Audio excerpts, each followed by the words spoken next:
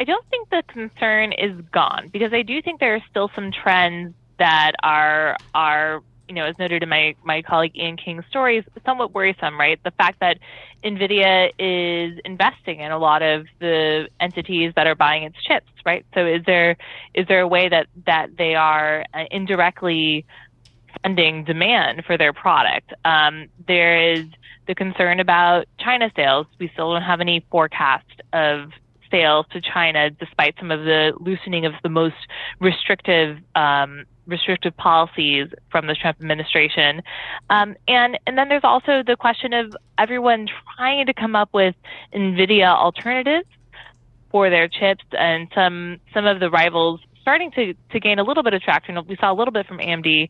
And then furthermore, just the idea that, so much of the spending on chips, on data centers, depends on having the physical infrastructure to really put them to work, and especially the energy, making sure that there is power to make all these data centers come to life with NVIDIA's chips. So I think that, although this is a company on a tear, we are in the NVIDIA economy. It is really propping up the stock market right now. It has altered the financial future of a lot of the companies my team covers, but can it last longer? Probably. And that's what this report is showing. But is it inevitable that it will, are all the fears in our past and we're not thinking about them anymore? Certainly not. I mean, we're going to keep looking at all of those trends and making sure that we can explain to people what is putting pressure on the future. The one thing I want to, though, bring out, Sarah, and you're, there on the West Coast, San Francisco, the tech community front and center. So you hear things in and around, not just in the newsroom, but just in the area. And I'm looking at, the concerns about, like you said, maybe this doesn't put concerns to rest, but I'm looking at, Nvidia is certainly up in the aftermarket. I'm looking at NASDAQ 100 E-mini futures. They're up about 1.5%. S&P 500 futures are up about 0.9%. Nvidia is big. It's big. I look at the SOX. That's a big effect. The SOX is up almost 2%. And there's a bunch of other names in the space. So I think there was just so much fear that what if they missed those numbers and they, met on the data center revenue number for the third quarter, and fourth quarter revenue was upbeat in the outlook, right? So I think, does it feel like, I don't know, this community, just a little bit of a sigh of relief that, okay, they hit these numbers, they actually did better than what the street was expecting. And maybe that puts some of the concerns, under wraps for a little bit. I think here, you're asking about the perspective here in the Valley. Here in the Valley, AI doesn't sound like anything that there's a sense that we're just at the beginning of this grand movement that will change the world, right? Maybe it's not even the LLM that will be the model that secures the future with AI. And so we're just now starting to see the applications of AI, the payback really for all of this investment. We haven't quite solved that. Where's all this revenue, the actual sales to companies that are going to pay for all of the chips that NVIDIA makes? We haven't really solved that problem to the tune of the billions that have been spent.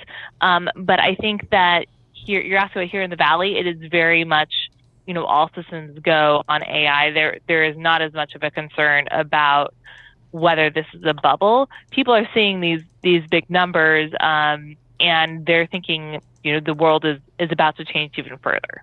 How so?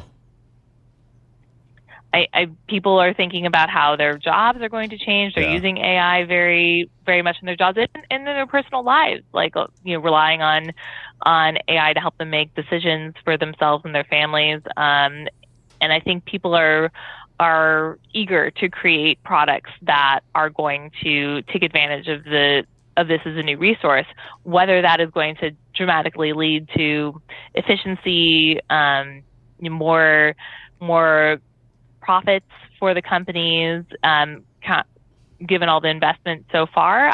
It's sort of yet to be seen. Yeah, it's just kind of interesting, right? Here we are, almost 3 years in to this AI story. And most people say it's just early innings on all of this, but it's hard for, right? All of us who've covered, booms and busts and crises. And I'm not saying that this is any of that, but it's hard not to be a little bit skeptical when you see, Sarah, the spend over and over. And again, the conversations around the circular financing and, it's hard. The logical side of your brain says, well, wait a minute, does this ultimately make sense? Two things can be true, right? It's not necessarily either or. There can be a dramatic revolution in technology that will change our lives. And there can be irresponsible spending at the same time, right? We saw in the dot-com boom, for instance, that there were a lot of companies that had very, very dire circumstances at the end when that bubble burst and they had to shut down. But hey, we still use the internet. The internet is still a thing. So it's a huge thing. The what? You're right. The what? So I think we might Pets.com, not so much, but here.